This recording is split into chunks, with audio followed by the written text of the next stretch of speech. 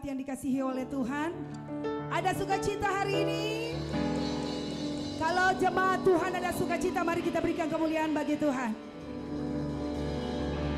Pada pagi hari ini mari kita siapkan hati kita, karena kita akan memuji Tuhan pada pagi hari ini. Saya jemput kita semua bangkit berdiri. Sebelumnya mari kita berdoa.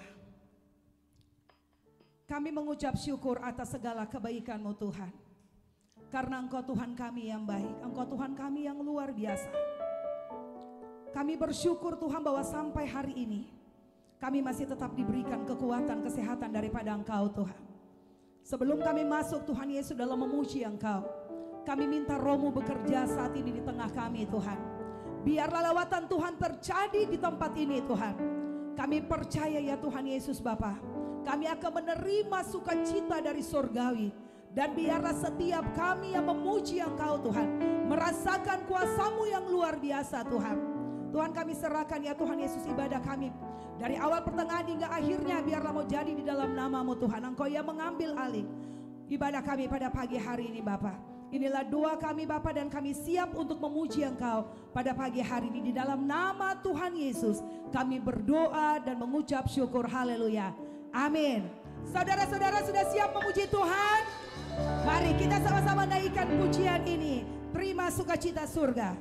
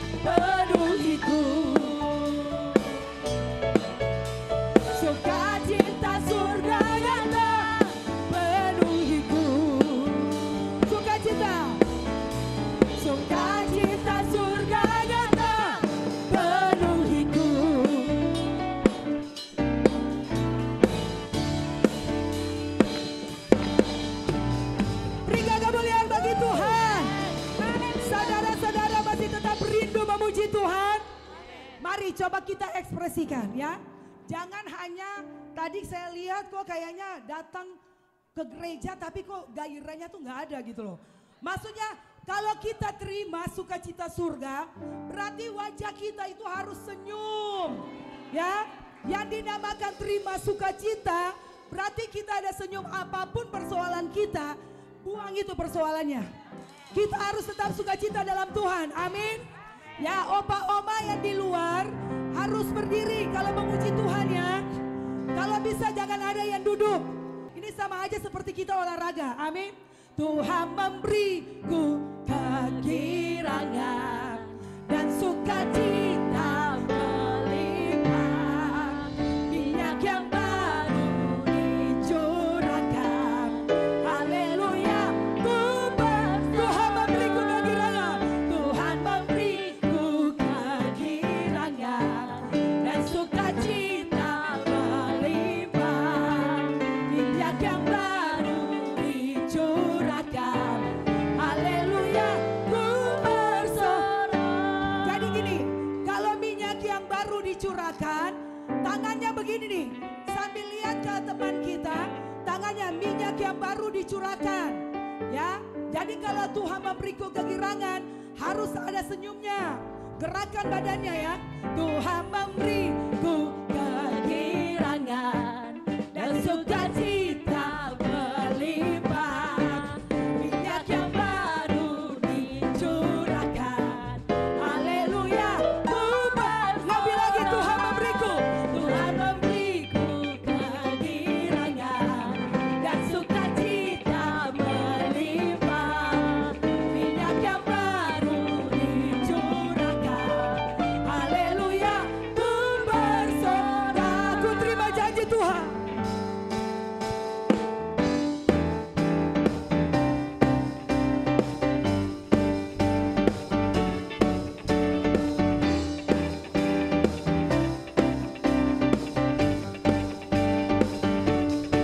Ku terima janji Tuhan bagi kaum Yehuda, umat yang berdoa,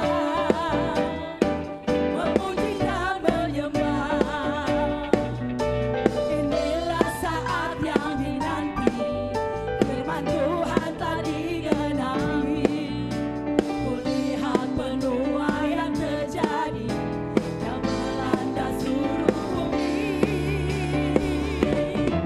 Tuhan memberiku kegirangan dan sukacita melimpah, minyak yang baru dicurahkan.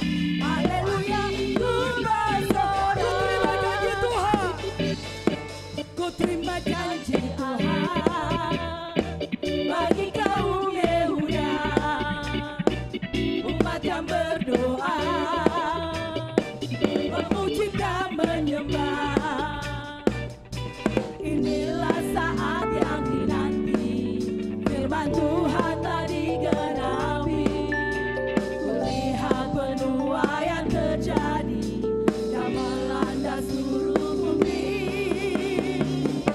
Tuhan memberiku kegirangan dan sukacita melimpah, minyak yang baru dicurahkan. Haleluya, ku bersorak. Tuhan memberiku kegirangan dan sukacita melimpah, minyak yang baru dicurahkan. Haleluya, ku bersorak. Haleluya, ku bersorak. Haleluya, ku bersorak. Haleluya, berikan kemuliaan bagi Tuhan. Mari Bapak Ibu, kita siapkan hati kita saat ini. Kita akan masuk untuk menyembah Tuhan pada pagi hari ini. Terus kita bersyukur kepada Tuhan, karena Tuhan yang kita sembah adalah Tuhan yang baik, Tuhan yang luar biasa, Tuhan yang tidak pernah meninggalkan kita. Banyak hal yang sudah Tuhan perbuat dalam kehidupan kita. Mari kita menaikkan pujian ini. Ku bersyukur Bapa, banyak hal yang kau perbuat.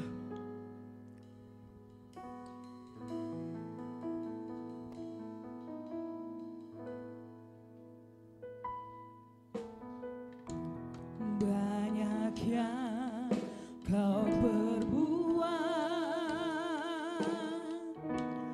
di dalam hidupku. Rancangan indahmu, rancangan indahmu terjadi di hidupku. Bapa yang mengerti segala yang ku perlu. Kasih-Mu sempurna nyata dalam hidupku. Ku bersyukur Bapa, ku bersyukur Tuhan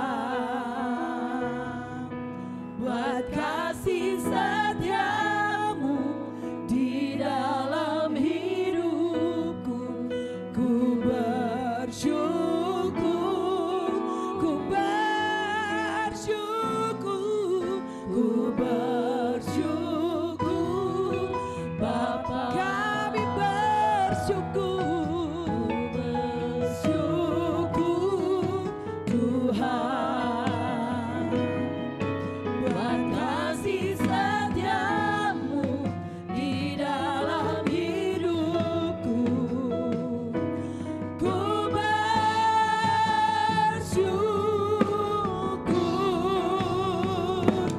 Tuhan.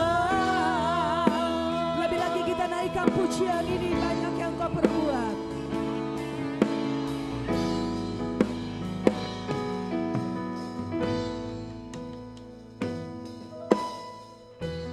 Banyak yang Kau perbuat di dalam hidupku. Rancangan indahmu terjadi di hidupku. Bapa yang mengerti segala yang ku perlu. Kasih-Mu sempurna nyata dalam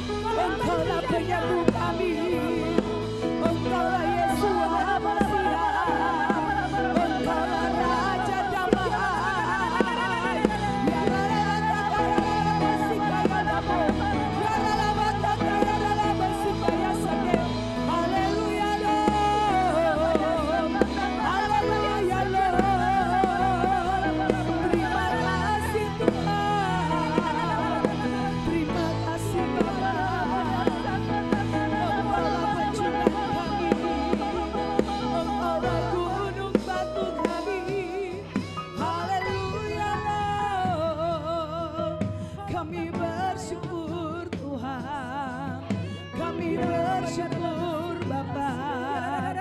Haleluya, haleluya. Terima kasih Tuhan, terima kasih Bapa yang baik, terima kasih Roh Kudus yang manis, terima kasih. Haleluya, thank you Lord. Oh ya lalabata ya lalabashika ya labo, ya lalabata ya lalabashika ya labo. Haleluya Lord, haleluya Lord, haleluya Lord. Terpujilah Kau Tuhan, haleluya. Ku nyanyi Hosana bagi Rajaku yang duduk di tahta. Aku muliakan dan ku agungkan, Kau layak disembah. Ku nyanyi Hosana, ku nyanyi Hosana bagi Rajaku yang duduk di tahta. Aku muliakan dan ku agungkan, Kau layak ku nyanyi Hosana, ku nyanyi Hosana bagi Rajaku yang duduk di tahta. Aku muliakan dan ku agungkan, Kau layak ku nyanyi Hosana, ku nyanyi Hosana bagi Rajaku yang duduk di tahta. Aku muliakan dan ku agungkan, Kau layak disembah, Kau layak disembah, Kau layak disembah, Kau layak disembah, Kau layak disembah.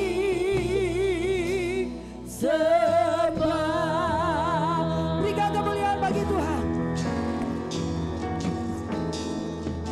Saya persilakan kepada hambanya Ibu Pendeta Deborah untuk membacakan doa deklarasi. Mari kita menyatukan hati kita. Kita sama-sama bersepakat menyatakan iman kita. Jadi doa deklarasi itu pernyataan iman, kita percaya itu akan terjadi. Saudaraku, ini doa deklarasi diberikan Tuhan kepada saya tahun lalu untuk diucapkan selama tahun 2020. Nanti untuk tahun 2021 saya nggak tahu apakah Tuhan mau memberikan lagi yang baru. Nah, selama tahun 2020 ini kita ucapkan dengan sungguh-sungguh. Saudaraku, mungkin saudara merasa belum ada terjadi apa-apa. Tapi tidak ada firman Tuhan yang jatuh begitu saja tanpa berbuah. Pasti berbuah, iman ya. Jadi selalu dengan semangat mengucapkan doa deklarasi. Mari yang sudah usia boleh duduk ya, yang di luar. Tapi yang mau berdiri semangat terus. Ya, kalau berdiri lebih leluasa kita menunjukkan manifestasi yang sungguh-sungguh ya. Mari doa deklarasi GBI CBM tahun 2020. Terima kasih Bapa Yahweh di surga, karena Engkau sudah memberikan segala kuasa di bumi dan di surga kepada putramu, Tuhan Yesus Kristus, yakni Tuhan Yeshua HaMasiah, bahwa segala roh telah ditaklukkan di bawah kakinya dan tunduk menyembah kepada Tuhan Yesus Kristus. Maka kami pun umat tebusan Tuhan Yesus Kristus menyatakan bahwa kami adalah anak-anak kerajaan surga. Maka segala yang diciptakan Tuhan tunduk kepada kami, tunduk kepada firman yang Tuhan yang kami beritakan. Tahun 2020 adalah tahun kami menerima kuasa pemerintahan. Kami bersama Tuhan Yesus Kristus duduk di tahtanya, memerintah melalui iman, doa, deklarasi dan tindakan nyata. Kami perintahkan segala roh jahat, roh najis, roh kegelapan menyingkir dari hidup kami, dari rumah kami, dari lingkungan kami, dari kota kami, dari negeri kami. Roh yang tidak percaya, roh murtad, roh perdukunan, roh nabi palsu, roh dewa-dewi, roh penyembahan berhala, roh kebebalan, roh penyakit, roh sampar, roh kesengsaraan, roh dirampasi, roh kemiskinan, roh kelaparan, roh kekurangan, roh kikir, roh keserakahan, roh perusak, roh mengembara, roh kelaliman, roh perbudakan, roh kekejaman, roh pembunuh, roh aborsi, roh mandul, roh zina, roh perceraian, roh selingkuh, roh najis, roh dusta, roh kesombongan, roh penipu, roh kemalasan, roh kebebalan, roh kebodohan, roh perpecahan, roh perbudakan, roh mabuk, roh narkoba, roh stres, roh terkutuk, roh bunuh diri, roh depresi, roh gila, roh durhaka. Engkau harus tinggalkan kami dan kami lempar kau ke jurang maut. Dan kami minta agar malaikat-malaikat Tuhan menolong kami, menyapu bersih semua roh itu dari hidup kami, dari rumah kami, dari gereja kami, dari kota kami, dari lingkungan kami. Dan kau harus menyingkir dari hidup kami, dari anak-anak kami, sahabat kami, dari kota kami, dan dari negeri kami. Oleh kuasa darah Yesus Kristus, kami nyatakan berkat-berkat Tuhan mengalir seperti sungai yang deras, mengejar kami, melimpah dan melingkupi hidup kami. Dalam nama Bapa Yahweh, Putra dan Roh Kudus, dalam nama Tuhan Yeshua HaMasiah, dalam nama Tuhan Yesus Kristus. Amin, amin, amin. Berikan kemuliaan pada Tuhan. Kita mau masuk dalam doa syafaat. Saudaraku, saya ingatkan. Dulu saya ketika kesusahan, saya sering berteriak-teriak berdoa untuk kepentingan saya. Tapi Tuhan taruh di hati saya, kita harus mendahulukan kerajaan surga, mendoakan gereja, mendoakan kepentingan keselamatan orang lain, baru diri kita. Doakan bangsa dan negerimu. Setiap saat kau punya kesempatan berdoa, on tidak on, doakan. Teriak saja, panggil saja nama Tuhan dan ucapkan doa. Pasti terjadi, saudaraku. Amin. Sekarang kita berdoa untuk gereja dulu. Pertama, gereja CBM. Mari kita bersatu dalam doa. Kami bersyukur Bapa, hingga saat ini kami masih boleh beribadah terus, baik secara online maupun offline. Kami menyerahkan Tuhan seluruh gereja-gereja di dunia, khususnya menjelang Natal. Engkau tahu Tuhan, Natal adalah suatu perayaan untuk menyebarkan, mengharumkan nama-Mu yang luar biasa. Tetapi akibat COVID Tuhan, bahwa kami mendapatkan surat edaran dari pemerintah kami, bahwa kami tidak boleh berkerumun lebih dari 5 orang. Engkau tahu kerinduan kami, sukacita Natal di hati kami tidak bisa dibendung. Kami ingin bersorak-sorai, memuji-muji Engkau, bernyanyi bagimu. Oleh karena itu kami serahkan perayaan Natal di seluruh kota, khususnya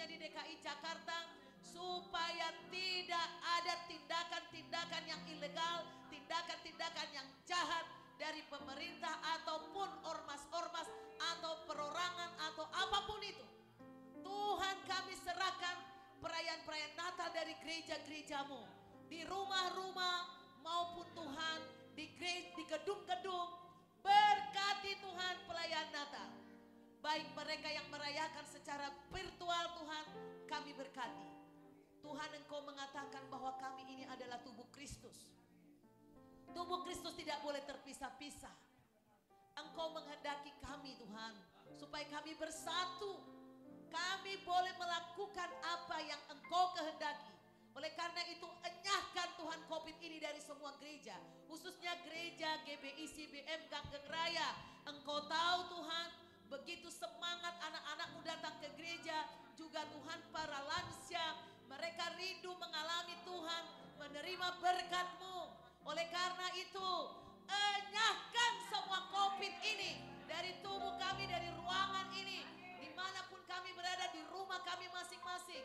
Tuntun setiap kami Bapa, supaya bisa menjaga hidup bersih, menjaga protokol kesehatan, menaatinya dengan baik.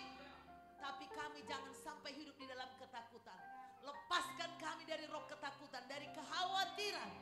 Tuhan, berkati semua pendeta, para pendeta hamba-Mu Tuhan, yang melayani di Natal, khususnya hari ini maupun tanggal 24, 25, tanggal 31 dan 1 Januari 2021. Tuhan tolong kami semua, berkati kami. Kami menyerahkan Tuhan semua yayasan Kristen, sekolah-sekolah, pelayanan-pelayanan, sekolah teologi. Berkati Tuhan. Anak-anak Tuhan yang sedang ujian atau yang sudah ujian, Tuhan tolong semua bisa lulus, bisa menyelesaikan tugas tanggung jawab masing-masing.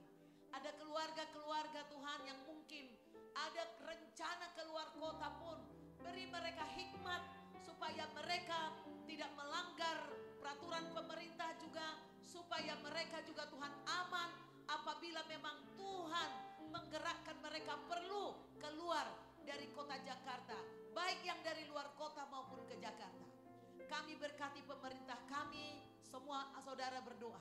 Kami berkati pemerintah kami, Jokowi maupun para menteri kabinet, supaya semuanya mereka boleh Tuhan melaksanakan pemerintahan ini atas pertolongan Roh Kudus. Kami tolak kuasa kegelapan yang bekerja di istana, di pemerintahan kami, di kementerian, dimanapun. Dari semua pemimpin kota, gubernur, wali kota, bupati, camat, lurah, RT, RW, berikanlah takut akan Tuhan, beri mereka kesehatan, kekuatan. Aparat kesehatan pun Engkau berkati Tuhan. Terima kasih Bapak. Tuhan, kami mendengar bahwa vaksin sudah ditemukan. Kami berdoa kepadamu supaya Engkau betul-betul tuntun, tidak ada tipuan di dalam vaksin itu, supaya vaksin itu benar-benar memang membuat kami sehat, kebal terhadap flu ataupun terhadap penyakit yang lain, tidak membuat efek samping. Kami berkati farmasi, kami berkati Tuhan para cendekiawan, para pakar-pakar kesehatan, supaya vaksin itu bisa segera digunakan masyarakat dengan harga yang terjangkau, tidak memberatkan masyarakat. Berkati Tuhan fasilitas rumah sakit, memberkati klinik-klinik, berkati Tuhan apotek-apotek. Kami memberkati semua hal-hal yang berhubungan dengan kesehatan masyarakat. Kami memberkati juga Tuhan persediaan makanan minuman di kota kami di Jakarta, persediaan makanan minuman di negara kami ini Tuhan. Berkati pertanian, peternakan, berkati perairan, berkati udara di negeri kami, diberkati ke ekonomi Indonesia, perdagangan Indonesia. Juga Tuhan, keadaan politik di negeri, keamanan negeri ini, baik terhadap luar maupun di dalam negeri, Tuhan menganugerahkan keamanan. Berkati bersatu TNI dan Polri untuk bisa menjaga keamanan negeri kami selama Natal dan Tahun Baru. Kami bersyukur Tuhan untuk ketegasan daripada pemerintah kami melalui Polri dan TNI, supaya tidak ada lagi Tuhan golongan-golongan yang merasa diri mengimbangi pemerintah untuk berlaku semena-mena terhadap masyarakat. Kami berkati Indonesia, kami berkati semua bangsa di dunia, kami berkati semua orang Kristen yang merayakan Natal, kami berkati Israel, kami berkati Tuhan. Terima kasih Bapak, kami mohon berkat-Mu supaya nanti Natal kami tanggal 24 Desember. Semua fasilitas yang disediakan anak-anak-Mu Tuhan, berkat-Mu atas kami.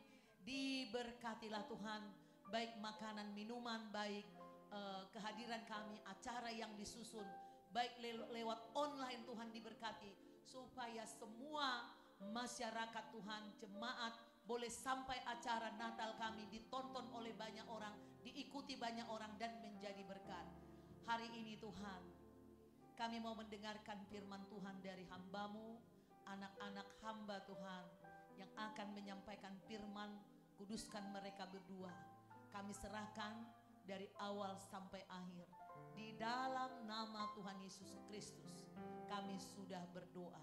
Haleluya, yang percaya katakan amin, amin, amin. Kita semua bangkit berdiri. Kita mau siapkan hati kita. Kita akan masuk untuk mendengarkan kebenaran firman Tuhan. Kita menaikkan pujian ini waktu Tuhan pasti yang terbaik. Bila Kau izinkan sesuatu terjadi.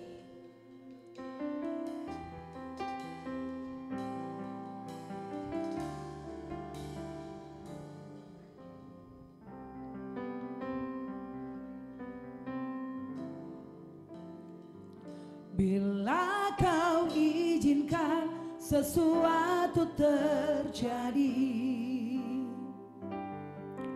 ku percaya semua untuk kebaikanku. Bila nanti telah tiba waktumu, ku percaya kuasa-Mu memulihkan hidupku. Waktu Tuhan pasti yang terbaik. Waktu Tuhan pasti yang terbaik. Walau kadang tak mudah dimengerti, lewati cobaan, ku tetap percaya waktu Tuhan pasti yang terbaik. Kita kembali naikkan pujian ini. Bila Kau izinkan sesuatu terjadi, ku percaya semua untuk kebaikanku. Bila nanti telah tiba waktumu, ku percaya kuasa-Mu memulihkan hidupku. Waktu Tuhan pasti yang terbaik. Walau kadang tak mudah dimengerti,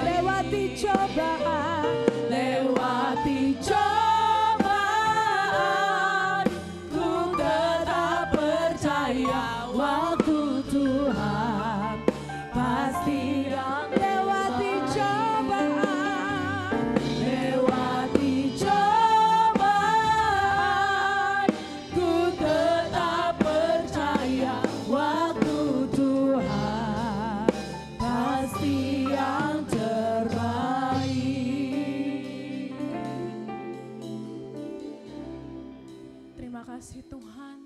Sungguh kami umat-Mu percaya bahwa hanya Engkau yang terbaik, hanya keputusan-Mu yang terbaik, hanya rencana-Mu yang terindah dalam hidup kami. Maka Tuhan, inilah anak-anak-Mu yang berserah kepadamu.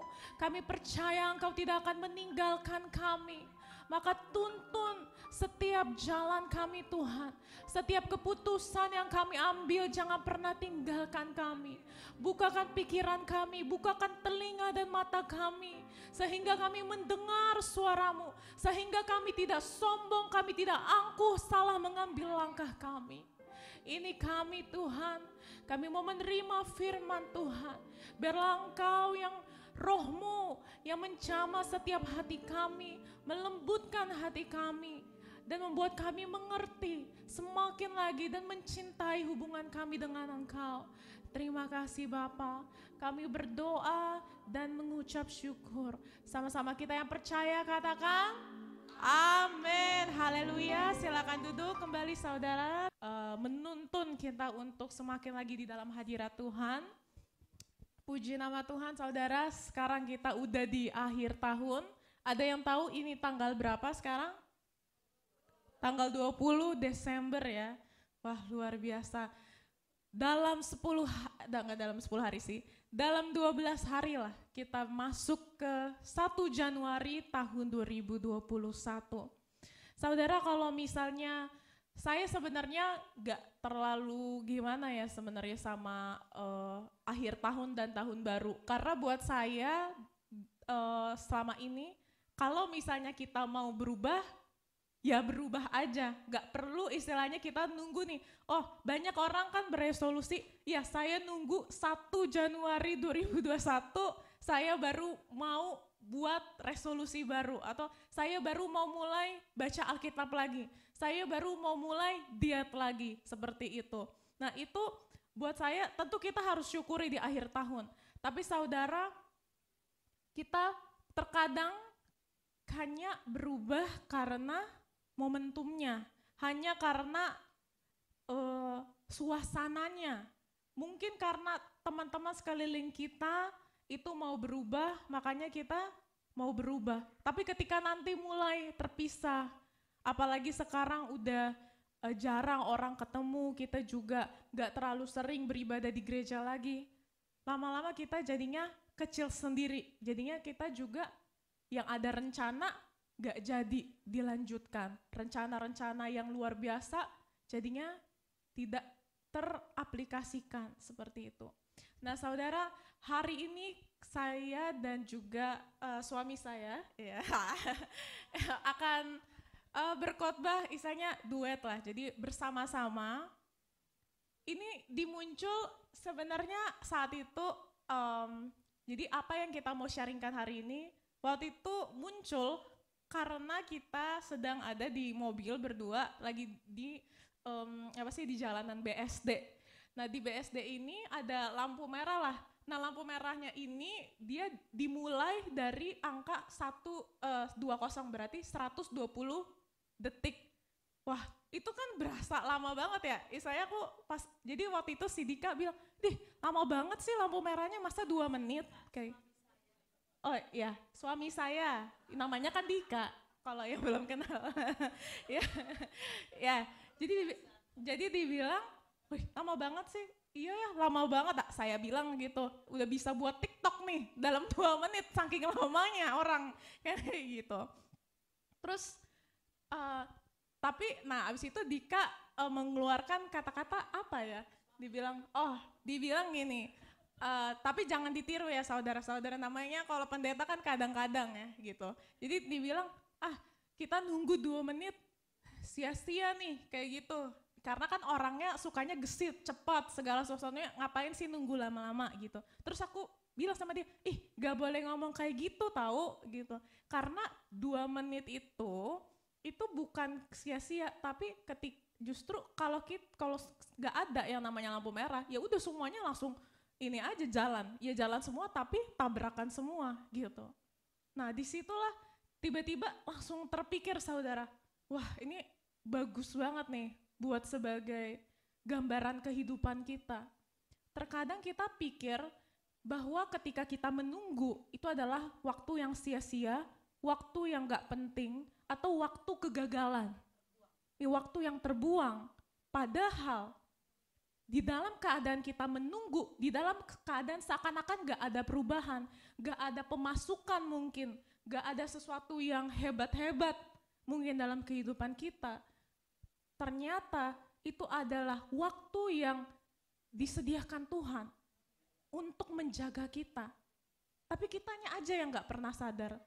Sama seperti kita setiap hari mungkin sampai sekarang puji Tuhan kita masih ada di tempat ini. Kita nggak tahu, mungkin sebenarnya waktu-waktu itu kita harusnya mengalami celaka. Tapi kita nggak kelihatan ada malaikat Tuhan yang menjaga kita. Yang membuat yang tadinya motor ini bisa belok, nggak jadi nabrak kita. Atau segala sesuatu itu Tuhan udah atur, tapi kita nggak sadar karena mata jasmani kita tidak melihat. Nah saudara, di akhir tahun ini saya dan suami saya, Dika, mau men-sharingkan bahwa tidak apa-apa kita lagi ada di dalam ruang tunggunya Tuhan. Asal kita, boleh tepuk tangan buat Tuhan Yesus Kristus. Ini luar biasanya. Bahkan Tuhan Yesus pun ketika ada di dunia, dia ada waktu-waktunya sendiri, dia gak selalu pelayanan 24 jam loh. Dia gak selalu pelayanan 24 jam. Bahkan dia gak selalu memuridkan muridnya 24 jam. Dia ada saat-saatnya dia tidur. Dan benar-benar tidur kan, bahkan di dalam badai pun dia tertidur. Ada saatnya dia hanya berdoa kepada Bapa. Gak harus ngajak muridnya. Nah ini ada saat-saatnya. Cuma saudara yang perlu kita mengerti adalah kita harus pastikan bahwa ruang tunggu ini memang adalah ruang tunggu di dalam hadirat Tuhan. Jangan sampai kita berpikir, oh iya nih saya ruang tunggu saya, tahu-taunya 20 tahun, 10 tahun gitu aja di ruang tunggu terus. Ruang tunggu bandara pun orang nggak di situ 1 tahun kan. Ada saatnya nanti dipanggil, ya kita mau ini melakukan penerbangan flight A123 kayak gitu. Nggak selamanya di ruang tunggu. Tapi ada gunanya kita di ruang tunggu. Bayangin aja kalau semua pesawat tiba-tiba semua pada naik semua, ya tabrakan semua juga di atas. Seperti itu saudara. Nah saudara, terkadang kita di dalam ruang tunggu ini kita merasa terjebak. Atau bahasa Inggrisnya itu stuck. S-T-U-C-K. S-T-U-C-K atau bahasanya stuck. Ini, enggak tahu. Pokoknya stuck. Jadi atau terjebak. Nah saudara, saya pengen ajak saudara untuk merenungkan. Kira-kira 1 tahun ini, tahun 2020, apakah saudara berada dalam keadaan terjebak? Bukan hanya karena fisik ya, artinya bukan terjebak karena saya terjebak karena saya harus di rumah terus, saya nggak boleh kemana-mana, atau saya merasa terjebak di dalam masker sendiri, nggak bisa bernafas istilahnya, nggak bisa bernafas padahal saya punya hak untuk bernafas, seperti itu. Tapi ada juga hal-hal secara mental, secara psikologis, di mana kita merasa, aduh saya terjebak di pekerjaan yang ini saja. Kok saya nggak naik ya posisinya? Atau saya kok pengen resign tapi kok nggak bisa? Saya sebenarnya nggak bahagia di pekerjaan ini. Atau saya sebenarnya ketika melakukan pekerjaan ini melawan hati nurani saya. Saya sebenarnya disuruh atasan saya, disuruh ini, tapi saya karena saya tahu Tuhan, saya nggak mau ngelakuin, tapi saya nggak ada pilihan lain. Atau mungkin saudara merasa terjebak di dalam hubungan keluarga yang seperti itu aja. Apalagi biasanya saya banyak mendengar saudara, karena lockdown dari virus ini, keluarga kan jadinya harus dipaksa untuk berada di dalam rumah, ya kan? Dan harus berhubungan sama mungkin anggota keluarga yang kita nggak suka, dan itu terus 24 jam. Nah mungkin ada saudara yang berpikir seperti itu. Pengen pergi, pengen kabur, tapi nggak bisa. pengen cepat-cepat kelar dari masalah tapi nggak bisa. Inilah perasaan terjebak itu saudara. Tapi saudara, tahukah saudara bahwa banyak sekali di antara kita yang sebenarnya tidak dalam keadaan terjebak, tapi berada dalam perasaan terjebak itu sendiri. Jadi kita sebenarnya tidak dijebak, tidak ada di dalam perangkap, tidak lagi di dalam kotak. Tapi pikiran kita, perasaan kita yang merasa kita sedang dikungkung. Roh kita merasa dikungkung, kita nggak merasa bebas. Apakah saudara merasakan hal yang sama saudara? Seperti berada di dalam putaran yang itu aja. Saudara ya tetap beribadah sih, tetap berdoa sih, tapi kok Tuhan kayak nggak ada sesuatu apapun, kok saya nggak ngerasa merdeka ya? Nah, untuk tahu semakin lagi saudara tentang perasaan terjebak ini, kita mau mengundang pastor kita, yaitu Pastor Dika Permana untuk maju ke depan. Kita mau sharing-sharing santai. Semenjak menikah kami semakin romantis Bapak Ibu. Ini kesaksian. Iya. Tadi Audrey sudah buka bahwa tema kita di pagi hari ini tuh berangkat dari 2 menit di mana kita terjebak di lampu merah, saudara. Tapi ternyata dalam 2 menit tersebut ketika kita ngobrol banyak hal yang kita dapatkan gitu loh. 2 menit tapi yang seolah itunya tadi adalah sesuatu yang menjebak kita, tapi ternyata jadi berarti ya? Jadi berarti, betul. Benar. Bahkan di 20 detik terakhir saya bilang, Dri, foto Dri gitu. Lampu merahnya kan ada hitungannya saudara. Saya bilang suruh foto supaya jadi barang bukti bahwa kita mengalami itu. Oke. Sampai akhirnya ketika selesai lampu merah itu, Audrey coba buka handphonenya dan dia lihat postingan pertama di Instagram yang muncul itu ngomong tentang God's timing. Waktu Itu Tuhan. luar biasa banget. Lalu kemudian tadi pagi sampai di sini saya coba lihat list lagunya, ternyata Farida tulis juga tentang waktu Tuhan. Lirik. Saya percaya kayak semuanya connect satu sama lain saudara di pagi hari ini dan nggak ada yang istilahnya apa ya, kebetulan memang sengaja Tuhan atur, termasuk 2 menit di mana saya merasa sia-sia ketika tunggu di lampu merah, itu pun Tuhan atur supaya jadi bahan khotbah saudara. Saya sempat bilang memang kayaknya sia-sia banget nih kita 2 menit gak ngapain gitu. Tapi ketika Audrey sadarkan saya, itulah fungsi seorang istri, menolong, memberikan Amin. sebuah teguran dan ya mengajar ya saudara, kita kompak lah, puji Tuhan. Sampai gini di situ kita ngomong banyak hal dan dapatin sesuatu yang luar biasa saudara. Lalu kemudian kita coba diskusi kira-kira apa ya ayat yang istilahnya apa ya, mendukung kesaksian kita di malam hari tadi gitu. Lalu kemudian saya coba buka dalam Mazmur 90 ayat 12 saudara. Coba mungkin kita juga bisa sama-sama buka Mazmur 90 ayat yang ke-12. Oke, Mazmur 90 ayat 12, boleh dibuka saudara? Mazmur 90 ayat 12. Ya, bagi yang sudah menemukan katakan amin. Haleluya. Sama-sama kita baca ya saudara. 1, 2, ya. Ajarilah kami menghitung hari-hari kami sedemikian, hingga kami beroleh hati yang bijaksana. Amin. Ini merupakan doa dari seorang pemazmur Daud, saudara. Bagaimana dalam kehidupannya, dalam kesesakan yang dia alami, dalam mungkin masa tunggunya dia, saudara, dalam ruang tunggunya dia bilang sama Tuhan, Tuhan, ajarlah kami untuk kami bisa menghitung hari-hari kami sedemikian hingga kami beroleh hati yang bijaksana.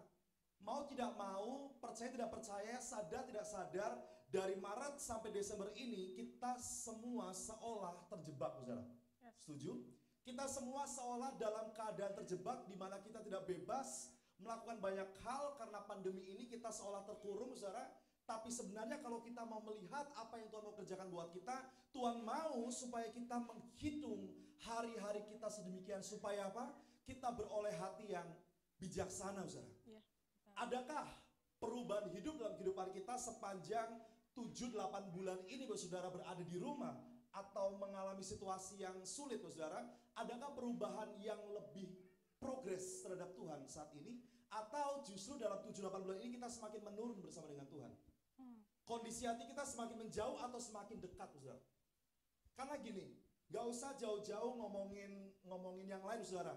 Bahkan hari ke-7 pun Tuhan bilang dia istirahat. Dia jeda, saudara. Dia kasih masa tunggu di hari yang ke-7. Bahkan kalau saudara baca kitab Mazmur, sering ada tulisan Selah. Ada masa tunggu yang memang sengaja diberikan buat kita untuk kita merenungkan setiap kebaikan Tuhan, untuk kita merenungkan setiap apa yang Tuhan mau untuk kita kerjakan, dan bahkan supaya kita bisa menghitung hari-hari kita sedemikian supaya kita beroleh hati yang bijaksana.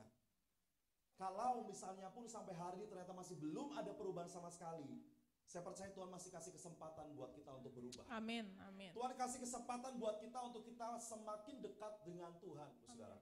Amin. Supaya kita semakin dekat dengan Tuhan. Nah, Audrey disampaikan bahwa ternyata banyak hal di dalam masa tunggu yang sebenarnya itu bukan sebuah jebakan. Benar. Tapi kita seolah terjebak atau merasa terjebak, saudara. Ini mungkin sering kita alami semuanya. Kita seolah diperangkap, kita seolah sedang dipenjara, padahal enggak. Ada maksud Tuhan di dalamnya, saudara. Sebagai contoh Bapak Ibu, ketika saya dulu belum bertobat, mungkin saya merasa bahwa segala sesuatu saya bisa lakukan sesuai dengan keinginan saya. Saya merasa freedom dalam kehidupan saya adalah ketika saya bisa melakukan banyak hal dengan bebas. Tapi satu kali ketika Tuhan tangkap saya, saudara, kok rasanya mau ini gak boleh, mau itu gak boleh, mau ngapain gak boleh, seolah seperti banyak yang tidak diperbolehkan, saudara. Tapi ternyata ketika saya menyadari bahwa apa yang boleh dan tidak boleh menurut Tuhan, itu sebenarnya sedang mengandung sebuah keuntungan buat kehidupan saya secara pribadi, saudara. Amin. Bapak Ibu, saat ini ketika Bapak Ibu dekat dengan Tuhan, rasanya berbeda ketika Bapak Ibu dulu jauh dengan Tuhan. Ya. Ketika Bapak Ibu dulu jauh dengan Tuhan, pasti seolah Bapak Ibu saudara bisa melakukan banyak hal dibandingkan dengan sekarang. Tapi sebenarnya itu adalah metode Tuhan untuk menyelamatkan kehidupan kita. Supaya kita beroleh hati yang bijaksana, saudara. Kita sengaja dengan tawaran yang banyak, saudara, ada di depan kita. Tapi kita dibilang sama Paulus bilang gini, kamu boleh melakukan segala sesuatunya, tapi apakah segala sesuatunya berguna bagimu atau tidak? Ini yang juga saya sering ajarkan kepada teman-teman di komunitas juga, saudara, bahwa Kak, gue boleh gak pakai tato? Kak, gue boleh gak ngerokok? Kak, gue boleh gak minum minuman dan seterusnya? Terserah, saya bilang gitu. Asalkan itu berguna buat kamu. Apakah dengan tatomu, dengan rokokmu itu bisa membawa orang pada pertobatan atau tidak? Kalau tidak, nggak usah. Artinya tidak ada sesuatu yang mengandung sebuah benefit dalam kehidupanmu untuk orang lain, saudara. Dan itu yang Tuhan mau dalam kehidupan kita. Dalam masa-masa tunggu kita tidak merasa kita sedang dijebak, tetapi kita belajar memahami apa yang menjadi kehendak Tuhan dalam kehidupan kita. Nah, saudara, ketika kita merasa terjebak, apa ya yang perlu kita lakukan? Nah, saudara, saya sebenarnya teringat-ingat terus waktu itu Dika pernah berkhotbah tentang pertumbuhan. Bagaimana, tahu nggak saudara, ketika kita melihat tanaman, apalagi sekarang ya, lagi zamannya nanam di pot. Tahu nggak saudara, ketika saudara menaruhkan benih di dalam pupuk, di dalam tanahnya itu kita kan kasih air, kasih pupuk. Kita padahal nggak tahu itu benihnya hidup atau mati istilahnya. Tapi kita yakin aja kan, itu bertumbuh. Dan memang benih itu bertumbuh, tapi mulai dari awalnya itu di mana? Oh, akar, ya kan? Nah, akar itu bertumbuhnya ke atas apa ke bawah? Ke bawah. Nah, ini saudara, banyak sekali orang mengira bahwa diri mereka itu tidak bertumbuh karena yang terlihat itu nggak ada. Alias mungkin yang kelihatan sama manusia itu apa sih? Uang, mobil, rumah, pacar, jodoh, anak misalnya. Kelihatannya nggak bertumbuh. Wah, ini orang nih, ini yakin gak sih ini orang Kristen? Kayak gini-gini aja keadaannya, masih miskin-miskin aja, masih utang-utang aja, masih bodoh-bodoh aja. Istilahnya mungkin orang bisa berpikir kayak gitu. Tapi yang tahu bertumbuh atau tidak, itu adalah diri saudara sendiri. Maka saudara tidak boleh membohongi diri saudara. Karena saudara bisa bohongi orang lain, bisa bohongi pendeta saudara, tapi saudara nggak bisa bohongin diri saudara. Saudara tahu saudara penyembahan atau tidak, baca Alkitab atau tidak, hanya saudara yang tahu. Dan terkadang ketika saudara membohongi diri saudara, ya orang lain gak dirugikan, tapi saudara dirugikan. Saudara ngerasa gelisah sendiri, bahkan saudara bisa sakit hati sendiri sama Tuhan. Karena berpikir, Tuhan kok saya gak dapat seperti apa yang orang lain dapatkan ya. Saudara menyangkal bahwa saudara memang belum melakukan apa-apa. Tapi saudara, kabar baiknya adalah kalau saudara yakin bahwa saudara memang berada di jalannya Tuhan, saudara melakukan taat dengan apa yang Tuhan inginkan dari saudara. Itu gak mungkin sia-sia saudara. Saudara sebenarnya sedang mengakar. Dan akarnya itu akan semakin dalam, semakin dalam, semakin dalam. Jadi saudara, saya sempat ngeliat tuh di TikToknya. Jadi ada gimana sih mindahin pohon. Nah ternyata mindahin pohon dari sini ke sana itu bukan dipotong batangnya, tapi tanahnya. Jadi tanahnya, jadi ini pohon, tapi tanah di sekelilingnya yang dikeruk.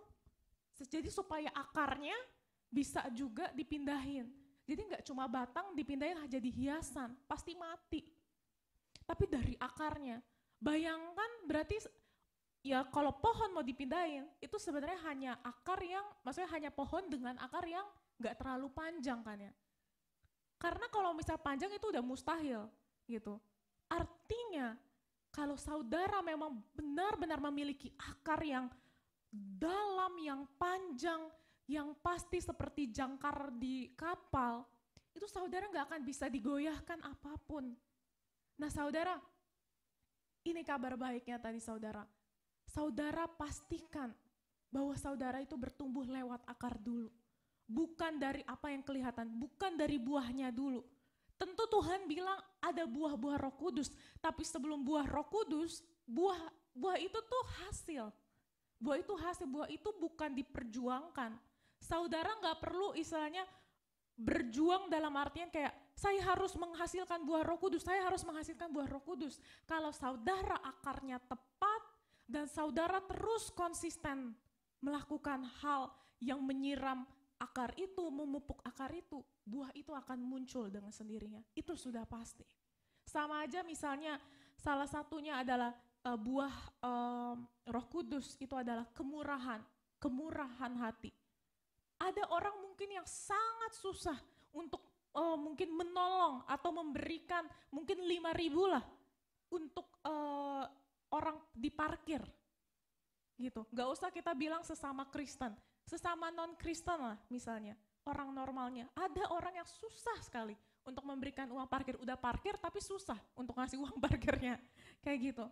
Tapi saudara, kalau benar-benar kita mengakar, kita mengakar kasih Tuhan itu, kita kasih 10.000 pun kita tidak akan takut kekurangan. Benar saudara. Jadi mungkin juga pelajaran buat kita yang mungkin suka menawar sampai 70% potongan gitu. Belajar jangan sampai kita itu menawar boleh, tapi jangan sampai kita menawar sampai membuat orang lain rugi. Sampai rasanya kayak ketakutan kita nggak bisa makan sampai besok-besok. Gitu saudara. Nah saudara, salah satu hal yang bisa kita lakukan supaya kita tidak lagi merasa terjebak dengan diri kita adalah yang pertama itu adalah minta Tuhan untuk mengajari diri kita tentang kasih-Nya yang intim. Kita buka Yeremia 31 ayat 3. Yeremia 31 ayat 3.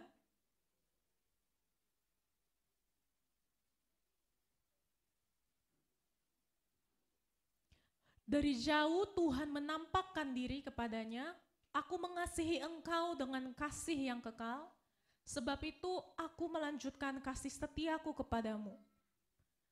Aku mengasihi engkau dengan kasih yang kekal, artinya kasih yang kekal dari sejak Alkitab ini ditulis sampai sekarang 20 Desember 2020, itu tidak pernah berhenti kasihnya. Saudara merasa terjebak itu karena saudara gak bisa menyadari bahwa saudara itu dikasihi oleh Tuhan. Dan dikasihi ini bukan hanya Tuhan ngomong, oh ya I love you, aku mengasihimu. Tapi sungguh Tuhan aktif menunjukkan bahwa Dia benar-benar mengasihi kita. Itulah yang tadi saya mendengar kesaksian dari Dika, Dika kan tadinya merasanya bebas. Lalu ketika di dalam Tuhan dia pertama kali bertobat, Dika merasa terjebak ya. Merasa kok yang tadinya bisa A, B, C, jadinya gak bisa. Tapi dalam pendewasaan itu, akhirnya Dika menyadari bahwa dia telah mengalami kemerdekaan. Yang tadinya merasa terpaksa untuk menjauhi dosa, sekarang dia dengan senang hati menjauhi dosa. Benar gak Dika? Amin. Memang pertumbuhan itu saudara, tadi yang seperti Audrey saksikan bahwa kalaupun memang saya bisa ada perubahan dalam kehidupan, itu bukan sesuatu hal yang tiba-tiba saudara. Bukan suatu hal yang tiba-tiba. Yang pertama adalah saya harus punya komitmen sama Tuhan. Kita semua yang mau berubah, kita mesti punya komitmen sama Tuhan supaya apa? Lewat komitmen tersebut kita tahu apa yang harus kita kerjakan saudara. Karena ketika kita tidak memiliki satu komitmen dengan Tuhan untuk memulai hubungan dengan Tuhan, kita nggak tahu mau seperti apa hubungan itu dengan Tuhan. Gitu. Sampai akhirnya ketika komitmen itu ada, kesadaran pun lama-kelamaan akan muncul. Kalau kesadaran lama-kelamaan akan muncul, itu yang akan mengubahkan setiap kehidupan kita. Kesadaran akan membuat menjadi sebuah kehidupan dalam kehidupan kita, saudara. Itu yang perlu kita ketahui. Ya, benar sekali. Nah saudara, berarti mungkin kita bisa saat ini menyelidiki hati kita masing-masing. Apakah kita masih merasa terpaksa meninggalkan dosa? Apakah kita masih merasa terpaksa melakukan kebenaran? Itu perlu dipertanyakan. Sama seperti tadi saya menyadari pentingnya lampu merah, lampu kuning, lampu hijau, kita harus menyadari bahwa firman Tuhan, hukum-hukumnya Tuhan, aturan-aturannya Tuhan, itu Tuhan berikan untuk menjaga kita. Kalau Tuhan bilang kita jangan merokok, misalnya, jangan menyakiti badan kita, jangan menajisi badan kita, itu bukan hanya soal perkara, supaya kudus di altar Tuhan. Bukan hanya itu.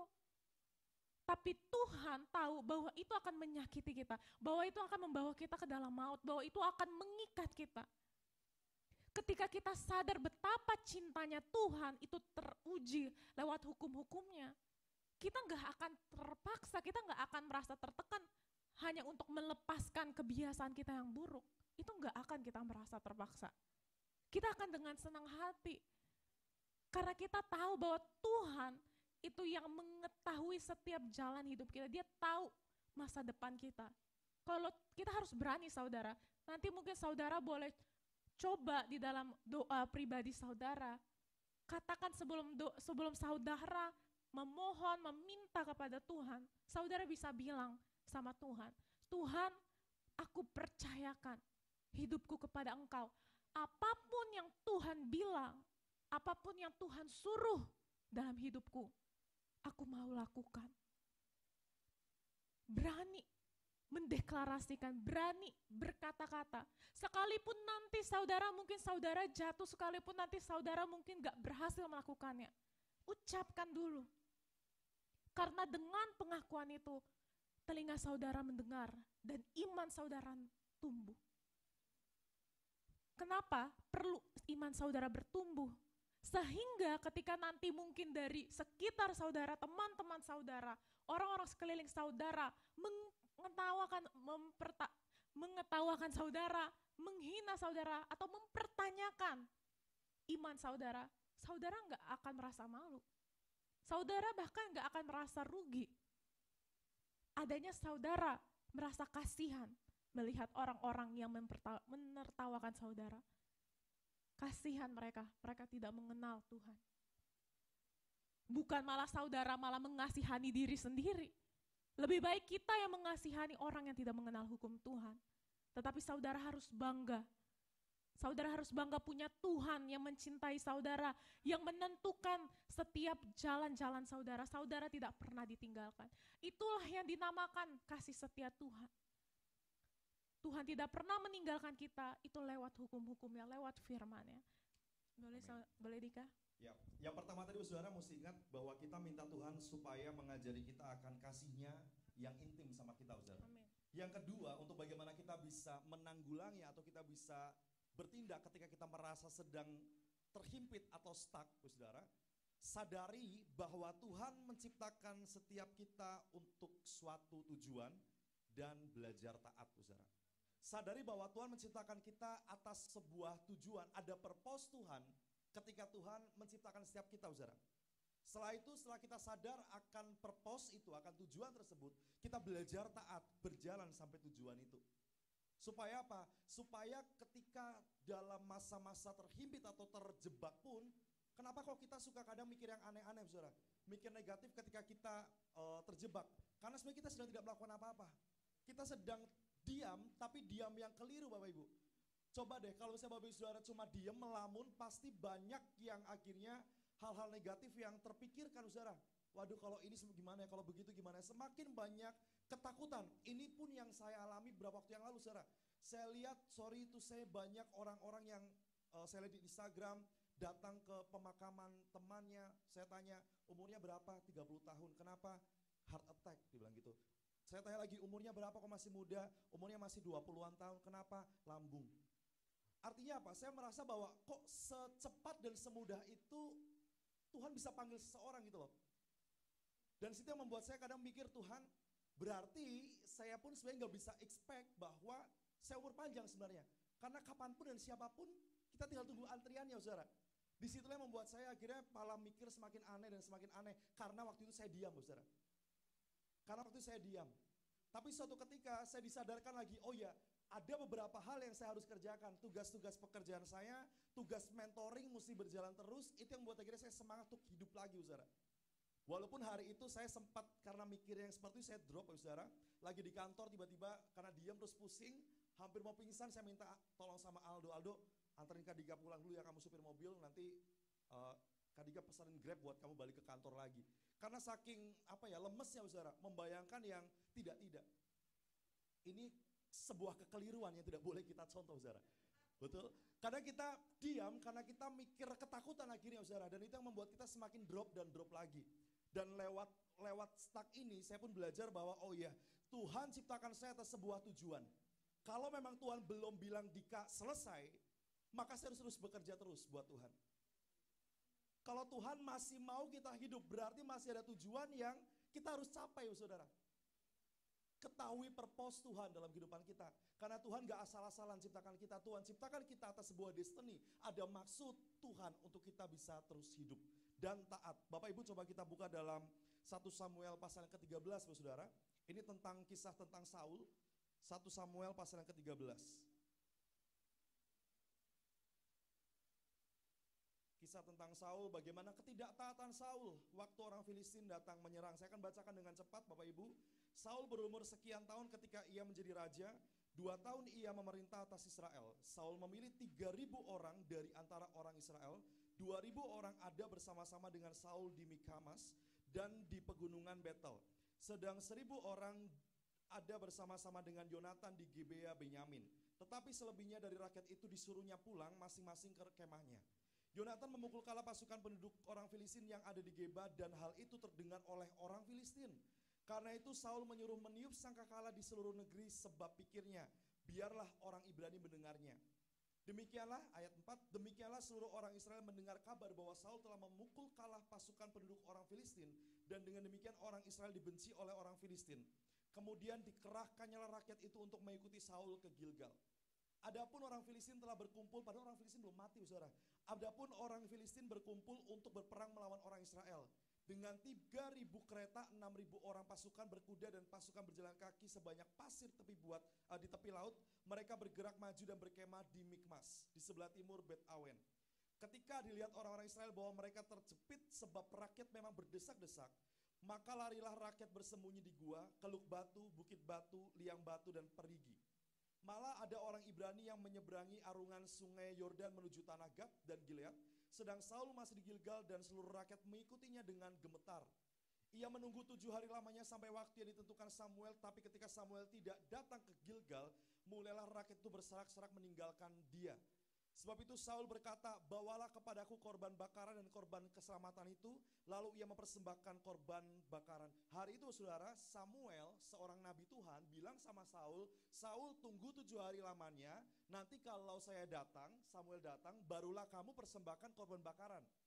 Tapi ternyata hari itu karena si Saul lihat orang sudah berdesak-desak dan berserak-serak meninggalkan si Saul, Saul merasa ketakutan karena dia sudah terlanjur niup sangkakala, saudara. Tanda kemenangan dia, padahal orang Filistin masih hidup.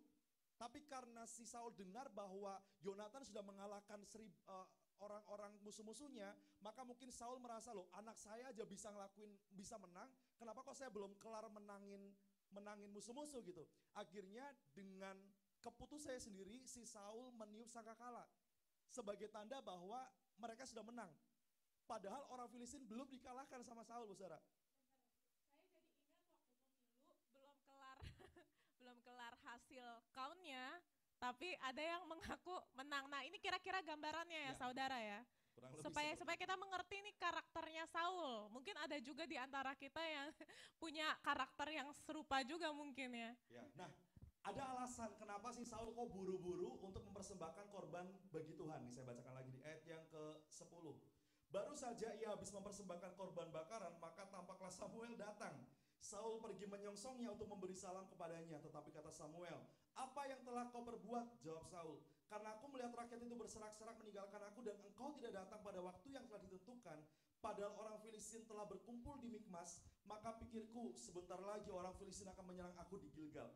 Padahal aku belum memohonkan belas kasihan Tuhan, sebab itu aku memberanikan diri lalu mempersembahkan korban bakaran." Saking ketakutannya Saul diserang sama musuh, saudara, hari itu.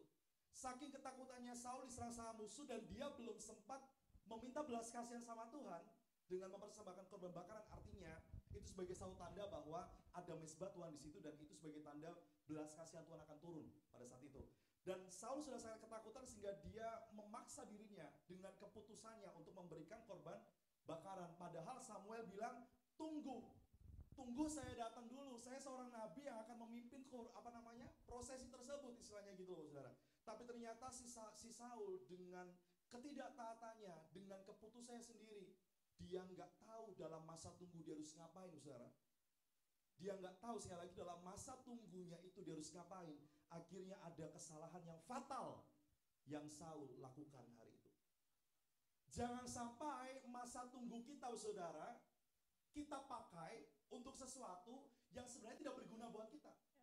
Jangan sampai masa tunggu kita pakai untuk alasan ketidaktaatan kita. Ya daripada aku nunggu lama-lama, ya udahlah mendingan aku berbuat dosa aja lah. Ya karena Tuhan sih nggak jawab-jawab doaku, ya udahlah aku akhirnya nyuri uang misalnya. Ya karena ini sih, karena aku dapat jodoh sih, ya udahlah akhirnya aku cari pasangan yang bukan Kristen. Maka saudara, kadang di dalam masa tunggu Tuhan mau kita memang menunggu sesuatu dengan caranya Tuhan. Tapi karena kita terkadang tidak sabaran, saudara, dalam masa tunggu tersebut, kita nggak taat bahwa ada purpose Tuhan sebenarnya. Ada tujuan Tuhan yang Tuhan mau kita capai, tapi karena kita nggak sabar, kita akhirnya salah ambil keputusan, salah pilih pasangan, salah pilih pekerjaan, salah bisnis, salah macam-macam, saudara. Salah ambil keputusan sama seperti Saul, sampai akhirnya kesalahan pertama Saul itu menjadi dasar penilaian Tuhan terhadap Saul. Waktu Tuhan pilih Saul hari itu, Tuhan sangat optimis ya sama Saul, makanya Saul dipilih sama Tuhan, saudara. Tapi ketika dia tidak taat, sampai akhirnya ada kesalahan-kesalahan berikutnya, saudara. Akhirnya apa? Saul di stop jadi raja. Raja pertama Israel itu Saul, saudara. Transisi dari pemerintahan teokrasi menjadi monarki, pemimpin pertamanya adalah Saul. Artinya ada ekspektasi lebih yang mungkin orang-orang Israel pada saat itu dambakan dari seorang pemimpin pertamanya. Tapi ternyata dia fail. Gara-gara apa? Ketidaktaatannya dia, saudara. Dalam masa tunggunya, dia berbuat sesuatu yang keliru. Dia merasa terhimpit, dia merasa terjebak hari itu. Ini orang-orang udah mau menyerang kita. Sementara orang-orang Israel pada kabur semuanya, ketakutan, saudara. Akhirnya dia merasa terhimpit, dia merasa stuck, dan dia mengambil pilihan yang keliru. Walaupun seolah baik memberikan korban sesembahan itu baik, saudara. Tapi ternyata itu merupakan sebuah ketidaktaatan. Bahkan apa yang kita anggap baik pun ternyata belum tentu itu tepat, saudara. Apa yang kita anggap benar pun kadang belum tentu tepat. Yang paling tepat adalah apa? Kita taat sama Tuhan. Kita perhatikan purpose Tuhan dalam kehidupan kita itu apa. Maka dalam masa-masa stuck kita akan berhasil dan diberkati sama Tuhan. Yang ketiga, Audrey silakan. Ada 4 hal, saudara. Ini yang ketiga. Yang masa depanmu Nah saudara, kita boleh buka di Mazmur 139 ayat 1 sampai 6. Mazmur 139 ayat 1 sampai 6.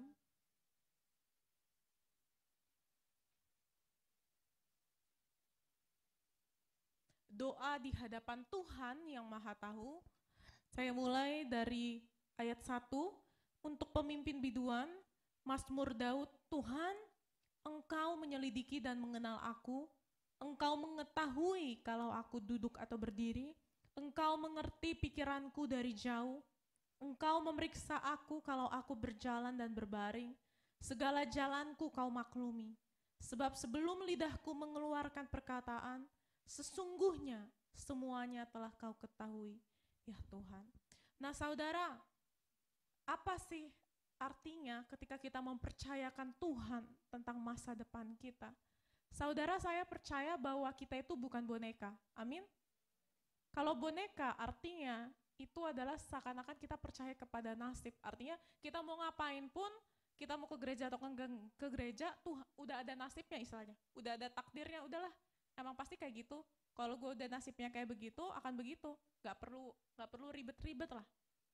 Tetapi sebenarnya Tuhan itu tuh maha adil. Artinya dia memberikan kita sebenarnya free will. Kita mau ngambil jalan A, B, C, D, E, terserah sebenarnya. Tuhan gak pernah memaksakan. Tapi setiap keputusan yang kita ambil itu ada konsekuensinya. Jadi kalau misalnya kita mau kemana nih, kita lewat jalan swasembada, itu mungkin durasinya berapa menit. Kita lewat jalan Ganggeng Raya, durasinya berapa menit. Terus kita lewat jalan Elim, ternyata buntu misalnya. Gitu. Jadi saudara mau pilih jalan apapun, sebenarnya terserah saudara.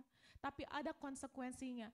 Nah, Tuhan Yesus kita, itu adalah pencipta segalanya. Amin saudara? Percaya nggak saudara? Dan dia adalah Tuhan yang udah ada dari segala sesuatunya sebelum terjadi sampai selama-lamanya. Saudara juga percaya itu enggak? Percaya ya. Artinya sampai jutaan tahun kemudian masih ada Tuhan. Dan Tuhan tahu apa yang akan terjadi. Jadi sekalipun dia akan hidup selamanya, bukan berarti dia juga punya pengetahuan hanya seperti kita. Oh ya udah hidup aja barang dia juga enggak tahu masa depan. Lah dia pasti tahu masa depan karena dia yang membuat. Nah saudara, kalau saudara punya teman yang bisa baca masa depan saudara istilahnya, kan sering tuh kadang ada teman kita yang bisa feng shui lah, yang bisa tarot lah. Banyak banget saya lihat kalau misalnya orang udah ngaku-ngaku bisa baca garis tangan lah, pasti dikerubungin, iya enggak saudara? Aduh, bukan itu maksudnya. Maksudnya saudara pernah lihat gak ada orang yang kayak gitu? Pasti orang-orang yang menawarkan seperti itu biasanya dikerubungin, ya gak saudara? Nah saudara, bayangkan saudara bukan punya teman, tapi sahabat. Bukan hanya sahabat, tapi Bapa kita. Artinya apapun yang saudara tanyakan, gak mungkin Bapak kita sembunyi-sembunyiin aja kalau itu untuk kebaikan kita. Amin. Maka saudara, kenapa saudara mempercayakan pertanyaan saudara kepada orang yang manusia juga kalau saudara punya Tuhan? Ngerti gak saudara? Ibaratkan saudara punya Lamborghini tapi saudara gak mau pakai, saudara lebih baik pakai bajai aja.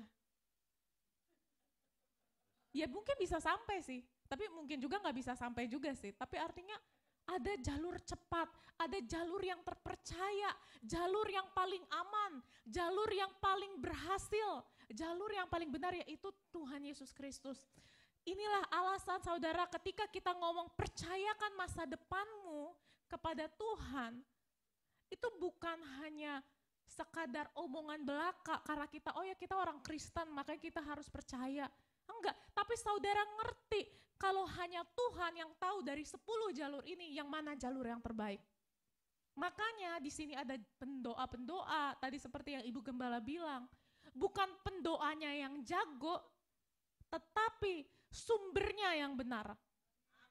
Bukan pendoanya yang jago, tapi sumbernya yang benar.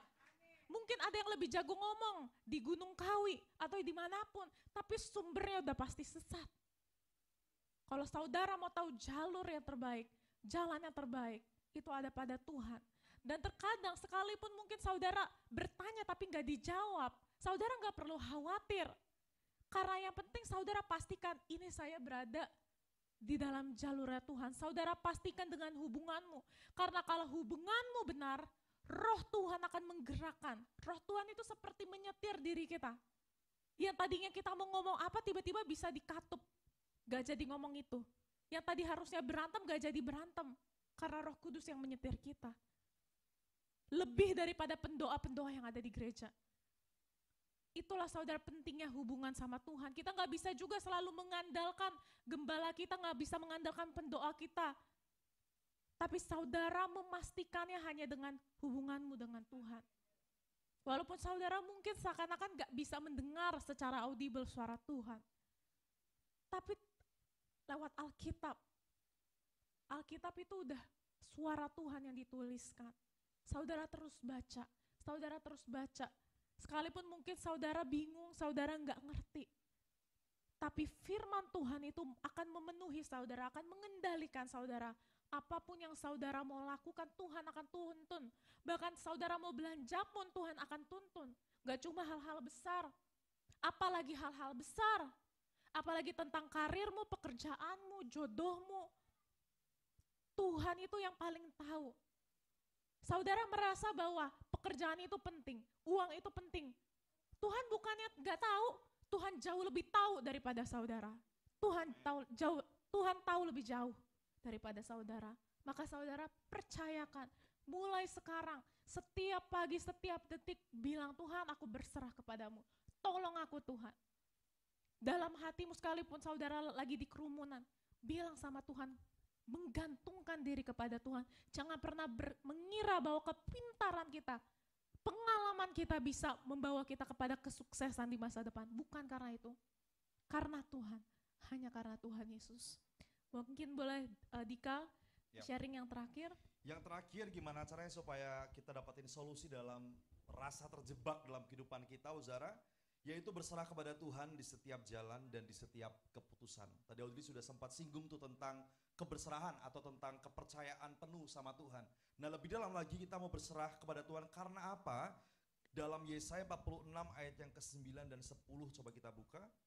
Yesaya 46 ayat yang ke-9 dan ayat yang ke-10 atau sampai ke-11 boleh Bapak Ibu Saudara sampai titik.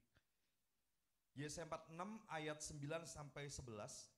Firman Tuhan katakan, ingatlah hal-hal yang dahulu dari sejak purbakala, bahwasanya akulah Tuhan dan tidak ada yang lain. Akulah Tuhan dan tidak ada yang seperti aku, yang memberitahukan dari mulanya hal yang kemudian, dan dari zaman purbakala apa yang belum terlaksana, yang berkata, keputusanku akan sampai dan segala kehendakku akan kulaksanakan. Yang memanggil burung buas dari timur dan orang yang melaksanakan putusanku dari negeri yang jauh. Aku telah mengatakannya, maka aku hendak melangsungkannya. Aku telah merencanakannya, maka aku hendak melaksanakannya. Amin. Inilah integritas Tuhan yang Tuhan mau sampaikan lewat firman-Nya, saudara. Bahwa waktu dia sudah ngomong, dia sudah merencanakan, dia akan melangsungkan, saudara. Dia akan menggenapi. Artinya kalau kita sudah tahu bagaimana integritas Tuhan yang begitu luar biasanya, kenapa kita harus berserah kepada hal-hal yang fana? Amin. Kenapa kita harus percaya pada sesuatu hal yang sebenarnya masih rapuh dibanding kita percaya sama Tuhan yang sudah teruji dan sudah terbukti, saudara. Amin. Keberserahan kita sama Tuhan artinya kita betul-betul mengikatkan diri kita sama Tuhan, Bapak Ibu. Kita mengikatkan diri kita sama Tuhan bagaimanapun caranya, Bapak Ibu Saudara. Dalam segala apapun yang Bapak sudah kerjakan. Mau pelayanan, mau pekerjaan, kita ikatkan diri kita sama Tuhan. Saya belajar dari orang-orang Kristen sukses, saudara, bagaimana dalam bisnis yang mereka kerjakan ternyata mereka mengandalkan Tuhan dalam hidupnya. Itu yang menjadi inspirasi saya sampai akhirnya ketika saya membangun satu perusahaan yang sekarang saya pimpin, saudara, dari Februari akhir kita buka di City Love kantor kita, sampai hari ini saudara, setiap pagi jam 9 pagi, saya pasti akan minta anak-anak semuanya berdoa bareng, kita baca Alkitab 3 pasal setiap hari. Haleluya.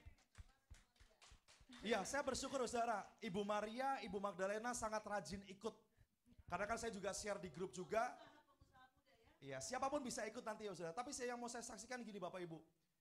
Terkadang kita harus memaksa diri kita untuk kita bisa taat sama Tuhan dan berserah sama Tuhan. Awal mulanya memang harus dipaksa saudara. Tetapi lama-kelamaan paksaan-paksaan tersebut akan secara natural menjadi kehidupan. Buat saya pribadi, saya tahu terkadang sangat sibuk. Sampai dulu sebelumnya saudara, saya lupa baca Alkitab. Sampai lupa baca Alkitab, sampai rumah udah ngantuk saudara. Tapi sampai hari ini dari bulan Februari, Maret sampai hari ini saudara, saya pastikan setiap hari minimal ada 3 pasal yang saya baca. Karena apa? Karena mau nggak mau, loh anak-anak di kantor aja baca, masa saya nggak baca gitu. Dan saya memastikan bahwa saya harus ikut setiap pagi jam 9 pagi saudara. Sehingga hal yang seolah merupakan awalnya sebuah paksaan, tapi itu menjadi sesuatu yang natural terjadi saudara. Dan itulah juga yang membuat saya semakin percaya dan mau berserah sama Tuhan. Tuhan apapun yang terjadi, kalau Tuhan sudah bangun ini perusahaan dari awal, Tuhan kirim orang hebat untuk mendanai dari awal, saya percaya Tuhan juga bertanggung jawab dan memelihara perusahaan tempatku bekerja. Amin. Kalau Tuhan sudah kirimkan orang-orang untuk setiap bulan dikasih gaji bulanan, saudara, saya berdoa sama Tuhan, saya percaya Tuhan juga bertanggung jawab untuk kasih klien-klien buat saya, sehingga 10 orang di kantor saya tetap terpelihara kehidupannya. Amin. Walaupun sulit memang saudara, tapi disitulah titik dimana kita berserah sama Tuhan. Itu soal pekerjaan, soal pelayanan pun demikian saudara. Dalam pelayanan kita nggak pernah mungkin bisa mengontrol orang lain sebenarnya. Kita nggak mungkin bisa mengontrol dan memaksa orang berubah sebenarnya saudara. Saya kalau mau dibilang mungkin capek lihat orang yang datang pergi saudara. Dan nggak ada perubahan terkadang. Tapi lama-kelamaan Tuhan ajar saya berserah sama Tuhan. Masalah perubahan itu keputusan orang tersebut sebenarnya. Orang itu mau berubah atau nggak berubah itu keputusan orang tersebut. Tapi ketika kita berserah sama Tuhan dalam pelayanan, akhirnya Tuhan kasih hati yang terbuka Bapak Saudara. Hati yang terbuka. Bahkan setiap kita pun dalam kita sekali lagi pelayanan, pekerjaan, mencari pasangan hidup, berserah sama Tuhan. Tuhan yang akan tunjukkan, Tuhan yang akan tuntun sama kita untuk kita bisa bertemu dengan orang-orang yang tepat Saudara. Khususnya tentang pasangan hidup. Baru-baru ini saya lihat satu kejadian yang bikin saya kaget, saudara. Orang yang saya pikir dia sudah sangat percaya sama Tuhan Yesus, ternyata bisa salah pilih pasangan. Salah pilih pasangan dan kelainan, saudara. To be honest, dalam hati saya kaget kenapa orang itu bisa seperti itu. Padahal secara kehidupan dia berdoa, tapi setelah saya coba selidiki, ya dia pernah kecewa sama Tuhan. Dalam masa tunggunya dia nggak bisa stay, nggak bisa sabar, saudara. Dalam masa tunggunya, saya tahu pertama dia dekat dengan seorang pria, saudara, yang pada hari itu memang pria tersebut juga sangat dekat dengan Tuhan. Tapi kemudian seorang pria tersebut meninggalkan dia lah. Sampai akhirnya dia pacaran sama seorang pria juga yang anak Tuhan juga, ternyata dia pun meninggalkan, saudara. Meninggalkan si anak wanita ini, saudara. Saya tahu bahwa dia kecewa sama Tuhan hari itu. Kenapa sudah saya doakan dan saya sudah dapat yang seolah terbaik buat saya, tapi ternyata diizinkan Tuhan hilang. Tapi saya mau bilang gini, sebenarnya kalau dia lebih sabar lagi, tunggu waktu Tuhan yang tepat, dia akan dapat yang lebih luar biasa, saudara. Amin. Kadang kita diizinkan mengalami kehilangan atau kita kehilangan sesuatu hal yang kita sukai. Dalam rangka apa? Dalam rangka Tuhan mau gantikan yang lebih baik, Tuhan gantikan yang lebih bagus, saudara. Kita mungkin bisa kehilangan mobil kita sekarang karena pandemi kita harus jual mobil itu. Tapi saya percaya ada yang hilang, pasti ada yang bertambah, saudara. Amin. Ada yang turun, pasti ada yang naik, saudara. Amin. Asal jangan iman kita yang turun, saudara. Yes. Amin. Kepercayaan kita sama Tuhan, keberserahan kita sama Tuhan membuat kita menjadi orang yang bijaksana dalam mengambil semua keputusan, saudara. Dan kita pun gak asal pilih, karena apa? Karena ada keberserahan. Artinya kita betul berserah, menyerahkan, ini loh Tuhan hidupku aku taruh sama engkau. Terserah Tuhan mau bikin apa dalam kehidupan saya. Oleh karena itu percaya dalam masa tunggu kita gak akan jadi orang yang sia-sia. Waktu yang ada yang Tuhan luaskan terjadi dalam kehidupan kita untuk kita menunggu, gak akan jadi waktu yang sia-sia dan kita tidak akan pernah menjadi orang yang merasa terjebak, saudara. Karena sekalipun, Tuhan bilangnya sekalipun dalam lembah kekelaman dia ada. Sekalipun dalam masalah-masalah berat dia ada, saudara. Artinya sekalipun kalaupun memang beneran ya kita terjebak, saudara, Tuhan ada. Amin. Makanya ada lagu yang bilang bahwa aku berserah pada Yesus Juru Selamat. Aku berserah. Kita mau nyanyi lagu itu saudara? Supaya kita semakin yakin. Israel boleh. Aku berserah. Aku berserah kepadamu, Juru Selamat. Aku berserah. Lebih lagi, aku berserah Tuhan. Aku berserah. Aku berserah kepadamu, Juru Selamat. Sekali lagi dengan iman kita katakan, aku berserah sama Tuhan. Aku berserah. Ini setiap umat-umatmu Tuhan berserah sama Engkau. Ini setiap umat-umatmu mau menanggalkan setiap kekecewaan, setiap apa yang tidak kami tahu sama Engkau. Padamu, Juru Selamat, aku berserah. Lagi kita katakan Yesus terlebih besar. Yesus terlebih besar. Yesus terlebih besar di dalamku, di dalamku. Amin. Yesus terlebih besar. Yesus terlebih besar di dalamku selama-lamanya. Jadi yang perlu kita percaya saudara, ketika kita sedang mengalami masa-masa sulit, situasi terjebak atau ruang tunggu. Yang pertama kita minta Tuhan, untuk Tuhan mengajari setiap kita akan kasih-Nya yang sangat intim sama kita. Yang kedua kita perlu sadar bahwa Tuhan menciptakan kita untuk sebuah tujuan dan belajarlah taat. Karena gak ada yang sia-sia dalam Tuhan. Yang ketiga percayakan Tuhan, pada Tuhan tentang masa depan kita. Amin. Kalau Tuhan bilang bahwa rancangannya adalah rancangan yang terbaik buat kita, penuh damai sejahtera, penuh sukacita, maka itu yang terjadi buat masa depan kita. Orang boleh bilang masa depan kita suram, tapi kalau kita bersama dengan Tuhan, Tuhan bisa ubahkan yang suram jadi berkat buat kita. Yang keempat, berserah kepada Tuhan di setiap jalan, di setiap keputusan kita. Jangan ambil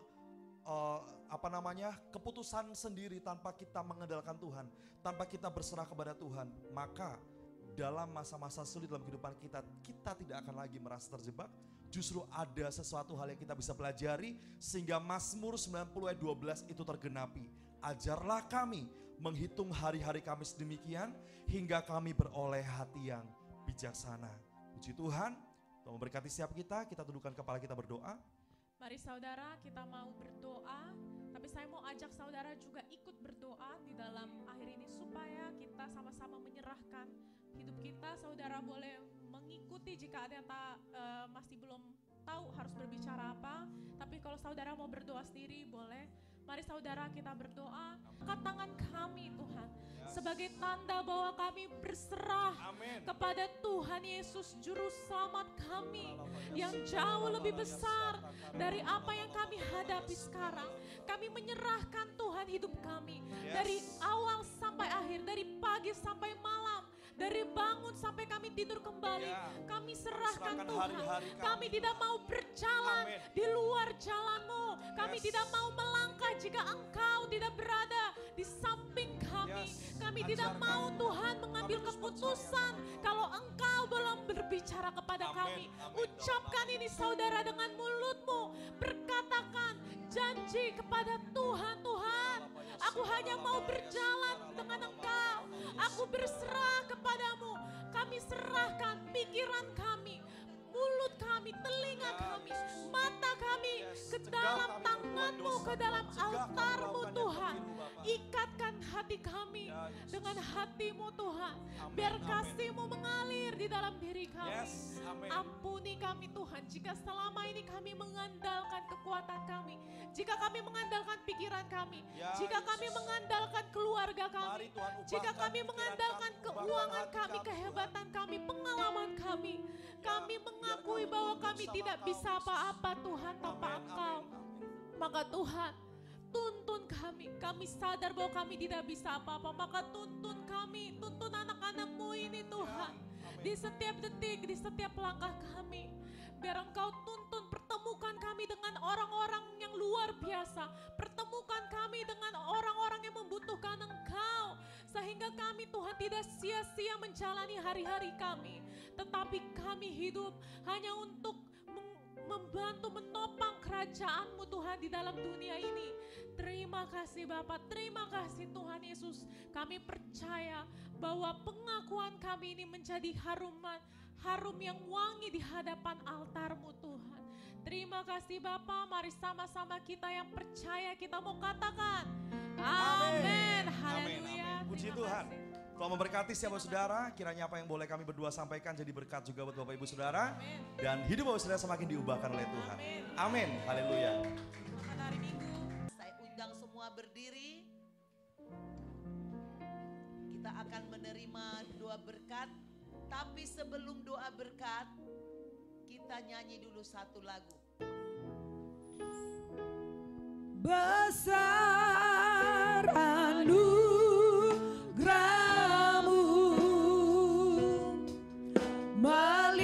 melimpah kasih-Mu, semakin hari semakin bertambah besar anugerah-Mu, Angkat tanganmu semuanya. besar anugerah-Mu, melimpah kasih-Mu,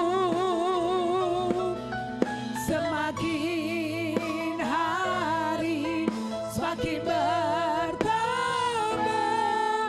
besar semakin hari semakin hari semakin bertambah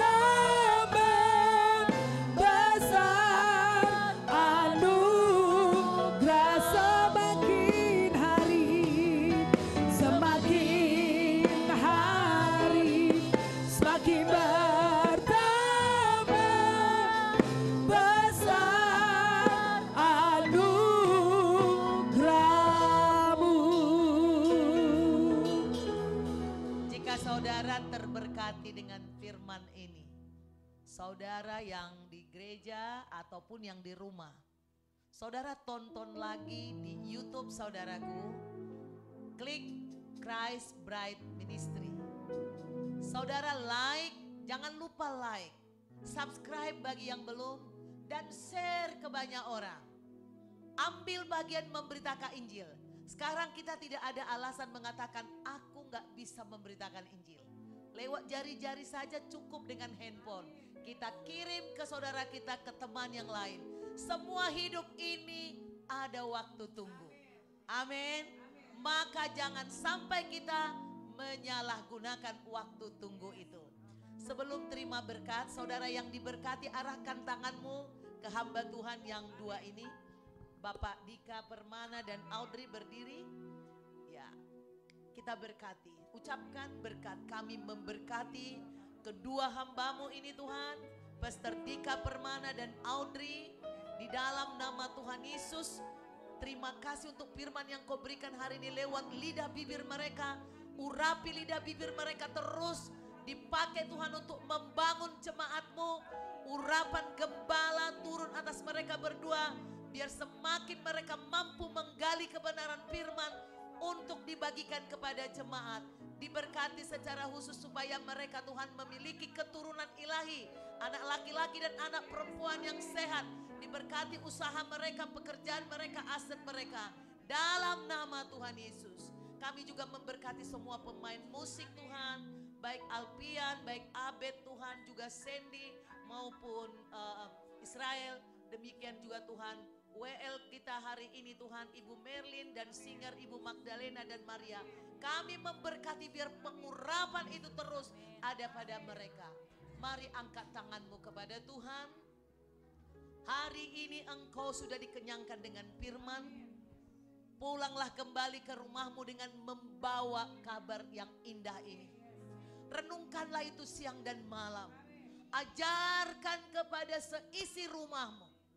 Beritahukan kepada banyak orang. Maka Tuhan pencipta langit dan bumi akan senantiasa melihat engkau, mengingat engkau, melindungi engkau, memberkati engkau, menjagamu, menjaga dan memberkati keluar masukmu. Dimanapun engkau berada, ketika kau duduk atau berdiri, ketika kau bangun atau ketika kau tidur, Tuhan memberkati hidupmu. Amin. Tuhan menghadapkan wajahnya kepadamu. Amin. Menyinari engkau dengan wajahnya. Amin. Dan memberi engkau kasih karunia. Damai sejahtera yang melampaui segala akal dan pikiran. Yang menyertai hidupmu sampai kekalan. Hari ini dan sampai selama-lamanya. Dalam nama Tuhan Yesus Kristus. Kami mengucap syukur untuk berkat Tuhan. Haleluya, yang percaya katakan. Amin. Amin. Amin. Ku terima berkat yang datang dari Bapa, Putra, dan Roh Kudus. Apapun yang ku sentuh, ku kerjakan, dibuatnya berhasil. Sinar wajahmu yang menerangi, menjaga dan menuntun hidupku. Damai dan penyertaan-Mu penuhiku. Damai dan penyertaan-Mu. Damai